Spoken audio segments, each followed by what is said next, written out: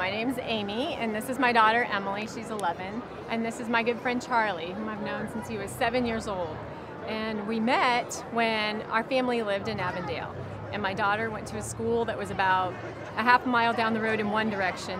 It was a magnet school in Cincinnati Public, and it was really well performing, and the parents were standing in line outside the doors to get their child in. And I really just felt like it wasn't fair that there was this other school down the road, a half a mile the other direction, where Charlie went to school. And I just realized that the parents whose kids went to that school were really busy trying to get food and shelter and clothing for their kids. And they were working hard to meet those needs, and they didn't have that extra time to volunteer at the school where he was. And I met some awesome teachers and some great principals who were working really hard, but were stuck in a system that couldn't necessarily allow them to be as successful as we all needed for them to be. At this time, the school that Charlie went to is closed, and Charlie has been to a number of different schools where he didn't have a choice about where he was going to go.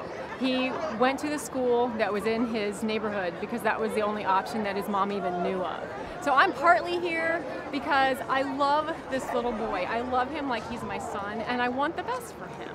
And even if he's scared of the camera, he's standing over here, because just yesterday he and I sat down at Chipotle, and he was telling me the story of how he feels in his current educational situation, and it just breaks my heart. I want better for him. His mom wants better for him, his dad wants better for him, and he wants better for himself. And then I have my Emily, because of where we live and the choices that we have a school in our district that's an awesome opportunity for her, and we've made use of that. And then we've also made the decision right now to be homeschooling her, because we have choices, and I just believe that everyone should have the right to choose the best academic environment for their kids. I feel that people just don't come to school just to learn. They come to school to play around, and the teachers don't care about the students, and the students want a better education, but can't nobody guide them to success. That's how I feel. So, he was telling me this morning that I said, well, Charlie, just sit straight forward and look at the teacher when they speak, even if there's a lot of things going on in the room, just pay attention. And he said, I can't.